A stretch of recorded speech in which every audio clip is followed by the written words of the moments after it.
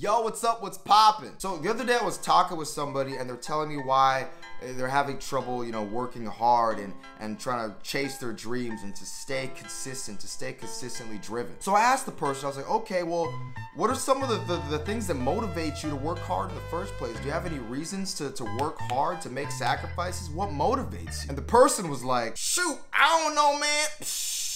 What? That is the problem right there. You cannot expect to achieve anything in life without legitimate reasons, without meaningful reasons to work hard, to make sacrifices in the first place. Like, forget all the other stuff about how to be successful, this, that, and the third. This is like the foundation, the building blocks. So I'm gonna ask you, what motivates you? What are the reasons why you get up every morning and work hard and, chase your dreams and stay driven? I'll give you a few of mine. First one is family, okay? This one's big. Now, I am originally from the West Coast, the Seattle, Washington area, and then I moved over to the Midwest for school primarily. This is about 6 years ago, okay? And since then for about like 6+ years and counting, I have not been home on the West Coast consistently, and it sucks. I rarely get to see my family, and you know that phrase where it's like, absence makes the heart grow fonder or something like that? Like, that's completely true. I really miss my family, and now, like,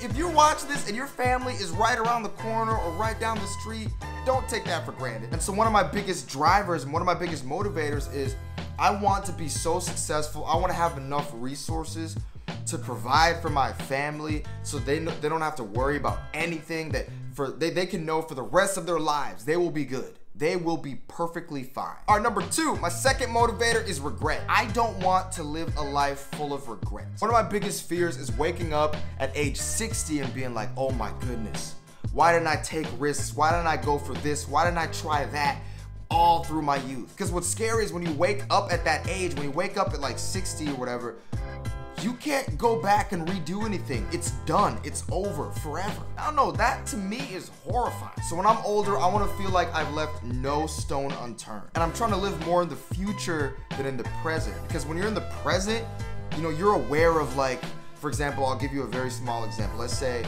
you want to ask somebody out. Okay, you want to ask somebody out.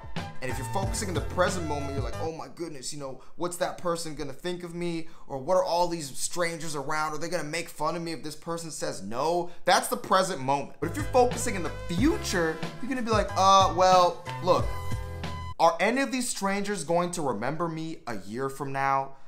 2 years from now? They're not gonna remember me. In fact, will this situation matter at all a year from now? No, everyone's gonna forget about it and move on. I have nothing to lose. In fact, the only thing I have to potentially gain is that this person could end up being my soulmate, for crying out loud. Who knows?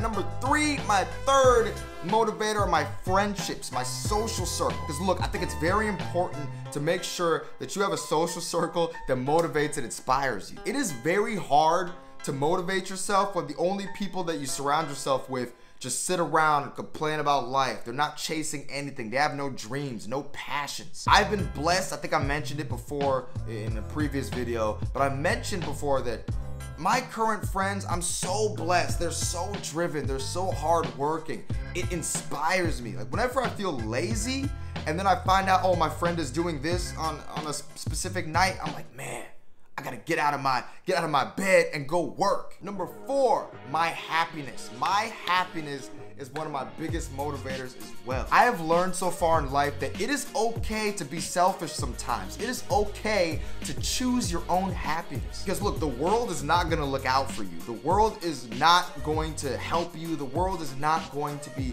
looking out for your best interests. You have to take care of yourself. And so right now, I'm actively making decisions to choose my own happiness. I know people right now who are just living a comfortable life because it's safe, because it puts food on the table, or, it's sensible. No one's gonna make fun of them for going after what they really want to do. And as a result, they're miserable. They are miserable. And they tell me they're miserable. Live the life you want to live. So, I'm choosing relationships and careers and friendships and what have you, things that I know will make me happy, that'll make me have a happier life. So number 5, my 5th biggest motivator are my siblings. So this is somewhat similar to my first point about family, but this is more specific here. Here's one thing you may not know about me. I am the oldest of 4 kids. And I didn't realize this when I was younger, But as I've gotten older, it became clear to me that my siblings look up to me more than I realized. And for those of you that are the oldest in your family, I know you can relate, because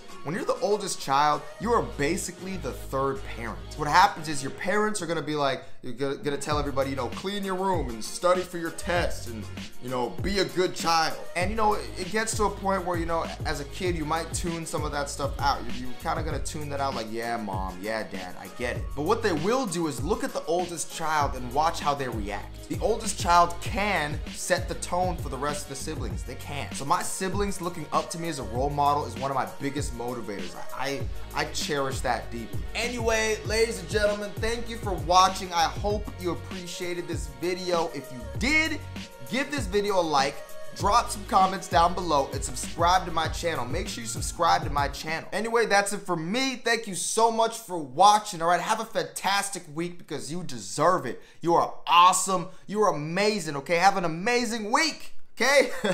I'll talk to y'all soon. Peace.